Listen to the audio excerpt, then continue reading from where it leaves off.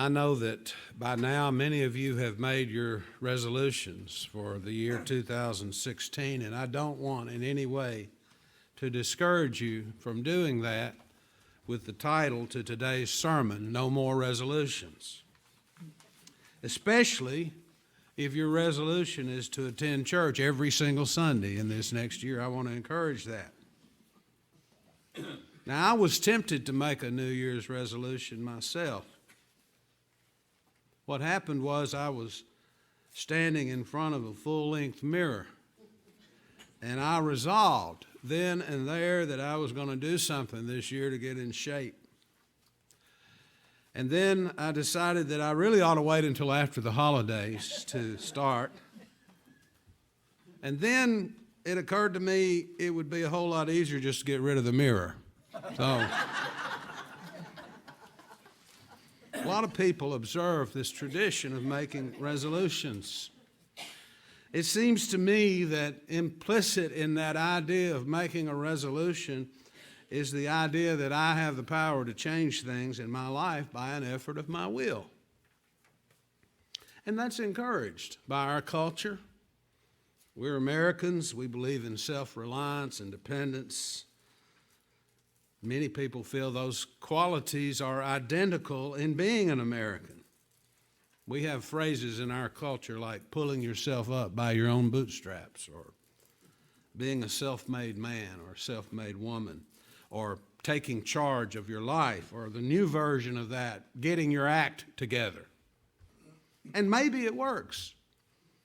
I mean, you can see there are a lot of people who seem to be in control of their lives and don't have any difficulty, from my perspective, disciplining their lives to achieve the goals that they have for themselves. Some of them are successful, and many spectacularly so.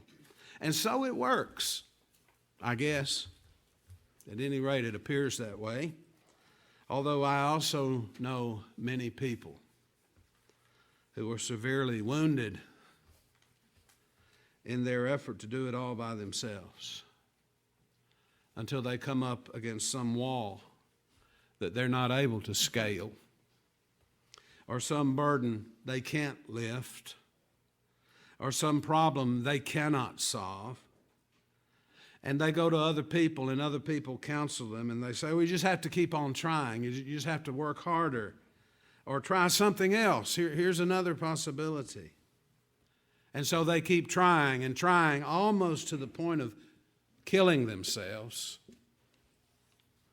because they think it's all up to me, and I have to do it all by myself, and if I don't, I'm going to be a failure. I know for a fact there are a lot of people like that in this world. And I also know for a fact that there are people who look successful because of their external circumstances, but inside themselves they're a wreck. And there's that part of themselves that they hide from everybody else. And they live with this nagging fear that in the end they don't measure up. You know how they live with that? Same way I discovered you can live with a mirror in your house. You just don't look at it. You avoid it. You avoid looking at yourself. The Greek philosopher Socrates once said, the unexamined life is not worth living. I'm of the opinion that life is such that you can't do it all by yourself. And if you think you can, you are a fool. Because if you think you can, then what you've really done is narrow your life down to some little well-defined, carefully guarded plot that you can manage by yourself. And if you ask me, that's a coward's way to live. But if you want to choose life in its fullness, in its height and its depth, then eventually you're going to gain some humility about life. I call it mountain climber humility. Like what some mountain climbers say about Mount Everest. They say you don't choose to climb Mount Everest. It allows you to climb it. So it's best to approach life humbly in my opinion, if you want to succeed. To admit that you don't have all the answers. And you probably never will this side of eternity. That you need help. Because we all need help. The Christian faith is that way. Because if you have chosen the Christian life, you have taken on something that you cannot do by yourself. Which is why we all enter into the Christian life by entering a covenant with God. That's what we call baptism.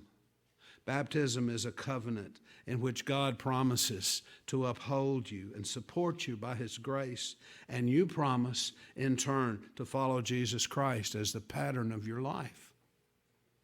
And you enter that covenant through baptism, and you renew it periodically but regularly through the sacrament of the Lord's Supper.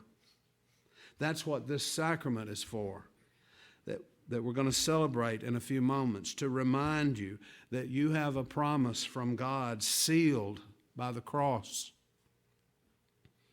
The New Testament uses that kind of language, sealed, because it comes out of a culture in which sacrifice was used as a means of sealing a covenant. Two people that were entering a covenant would sacrifice an animal, and they would use the blood of that sacrifice to seal the covenant. And Christians then said that's what God was doing on the cross through His Son. He was sealing the covenant, the promise that He made to each one of us to love us, support us, forgive us, receive us back. We see that kind of wisdom from Paul's letter to Timothy, which we read a moment ago. I don't really know who wrote this letter. Scholars have different opinions. I believe it was Paul who wrote it. I believe he wrote it while he was in prison. I believe he wrote it to Timothy, a younger man who was trying to do it all by himself and was coming up against the hard realities of living a Christian life in this kind of world. And he got discouraged. He thought he could do it all by himself, and he discovered he couldn't. And so Paul, the older man, writes this young man and reminds Timothy, you have a covenant with God. Remember it. And it was never put more eloquently than it was in this letter. Paul says, if we are faithless, God remains faithful, for He cannot deny Himself. Isn't that wonderful? Timothy needed to hear that, and so do we when we are tempted to think we can do it all by ourselves.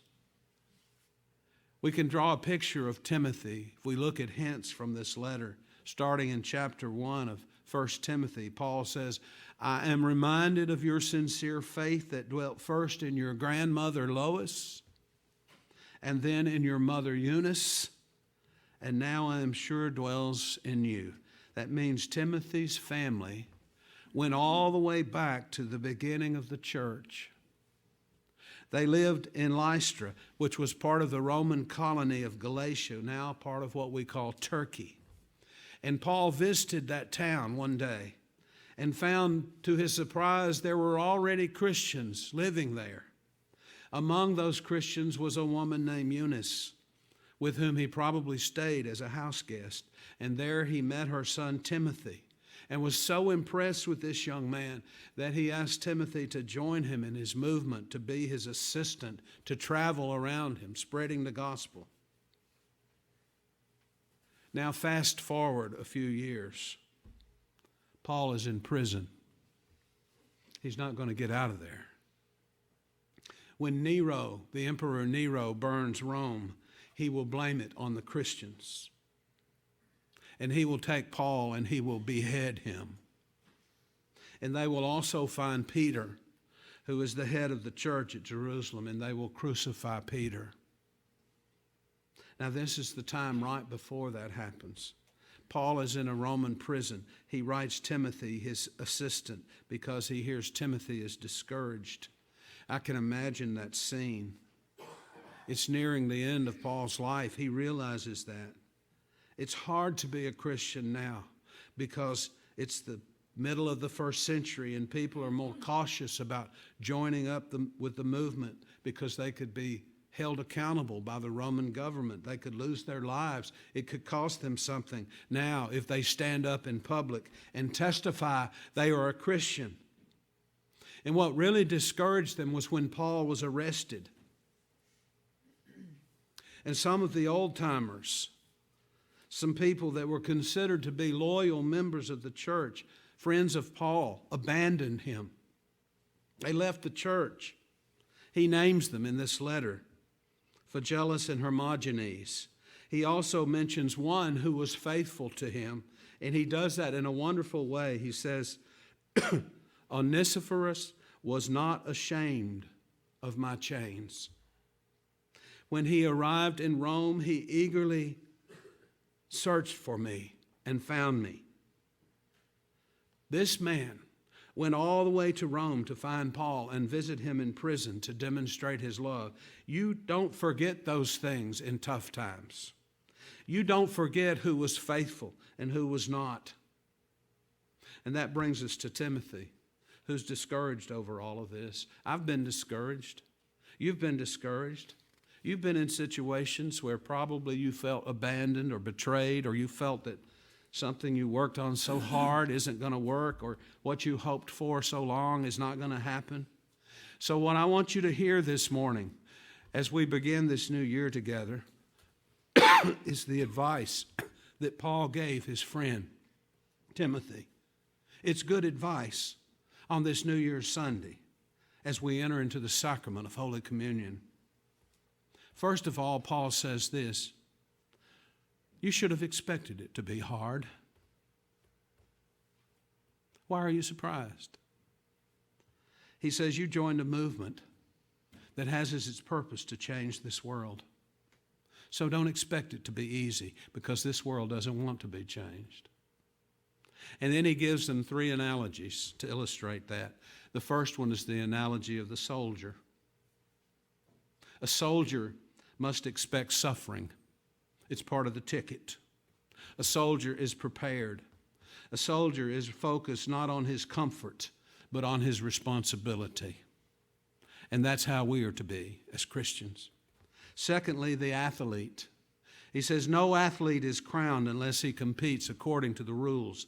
So Paul says, read the rules, which is like saying, read the fine print. Where does it say that you are going to be excused from the toughness of the contest?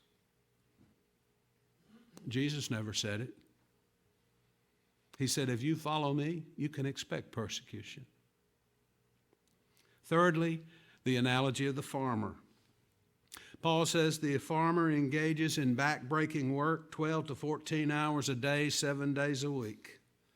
He's saying this task that you are engaged in is hard work. As a Christian, you have taken on a task far greater than your power to fulfill it. So here comes the second part of the advice. Therefore, remember the covenant. Remember, we're not doing this by ourselves. We're not alone. Do your best, and God will take care of the rest. But remember, you have a covenant with God, and that involves two partners. So if you don't do anything, God's probably not going to do anything either. And that's so important for us, because our temptation, I believe, is to get all sloppy and sentimental about grace, to think that just because God has grace, He's going to rescue us from every single situation. Well, God loves us, and God gives us grace, but you can't predict how God is going to express that grace. He may rescue you miraculously. I have seen it happen, but He may just let you sit there too. I've seen that happen. I'll tell you this: if you don't do your part, you don't know how God will act. That's the meaning of what Augustine said, without God we cannot, and without us God will not. But still, if we are faithless, He will remain faithful. And where we see that most vividly is in Holy Communion, where we take the blood and the cup and the bread, the body and blood of Christ, where He says, this is my blood of the new covenant, which means he's given us his Son as a seal on the promise that we will never be alone. We may be faithless, but God remains faithful, for he cannot deny himself. In my office, I have posted a quote from one of my favorite spiritual thinkers, Hohenwald. It's a quote that reminds me to be humble. And I want to read it to you. It's very short. Every church I've ever served, I've posted this on the wall in my office, not so that anyone else can see it, but so that I can see it. And this is what it says. Nothing that is truly worth doing can be achieved in our lifetime. Therefore, we must be saved by hope. Nothing which is true or beautiful or good makes complete sense in any immediate context of history. Therefore, we must be saved by faith. Nothing we do, however virtuous, can be accomplished alone. Therefore, we must be saved by love. No virtuous act is quite as virtuous from the standpoint of our friend or foe as it is from our own standpoint. Therefore, we must be saved by the final form of love, which is forgiveness. Faith, hope, love, forgiveness. These are the strengths that we carry with us into this new year. In the name of the Father, Son, and Holy Spirit. Amen. If you will turn in your hymn book